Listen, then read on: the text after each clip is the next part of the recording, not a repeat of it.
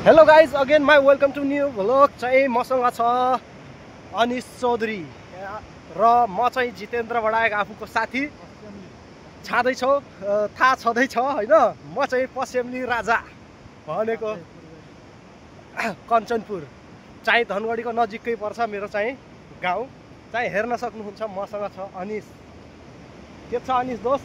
एकदम ठिक छ, कपाल छ होइन।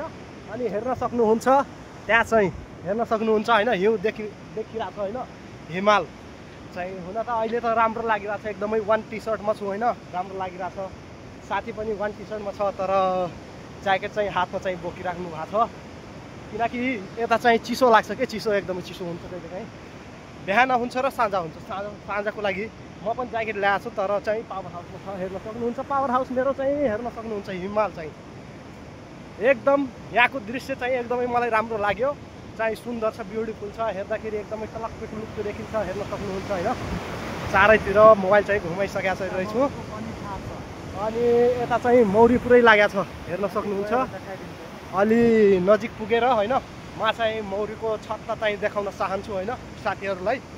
यदि इन्ट्रेस्ट छौ भने मसँग जोडिराख्नु होला। अनि यस्तै चाहिँ दृश्य चाहिँ हेर्नको लागि होइन मसँग कनेक्ट हुनु होला, फलो गर्नु होला, सब्सक्राइब गर्नु होला होइन।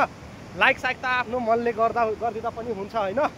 चाहिँ फलो चाहिँ गऱ्यो भने किनकि मेरो अर्को भिडियो आउँछ भने तिमीहरू पक्कै देख्नेछौ ल। हस्, अनि त्यही पुगेर अब मौरीको छत्ता हेर्छौँ हामी साथीहरू गाइडहरू होइन। ल यतिको लागि म होल्ड गर्छु। म चाहिँ जानुपर्ने ठ्याक्कै त्यो ब्रिज देखिरहेको छ, त्यो ब्रिजको यहाँदेखि चढेर होइन त्यो ब्रिज, त्यो नदी चाहिँ पारी गर्नुपर्छ। ब्रिजमा चढेर टक्क त्यहाँबाट त्यहाँ झर्नुपर्छ अनि पावर हाउस चाहिँ पुगिन्छ।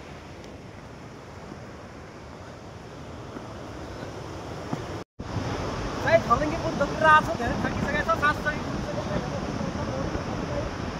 15-20वटा छन् है साथीहरू, हेर्न सक्नुहुन्छ। आउनु अझै देखाउँछु म।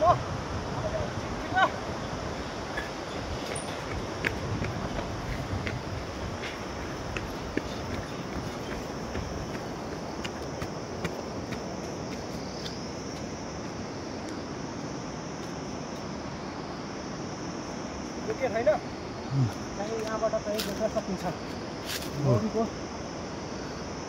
छाता के भन्छन् त्यसको त मलाई थाहा छैन, छाता भन्छन् होइन, मौरीको छाप। अनि हेर्न सक्नुहुन्छ यहाँबाट टक्क देखिन्छ।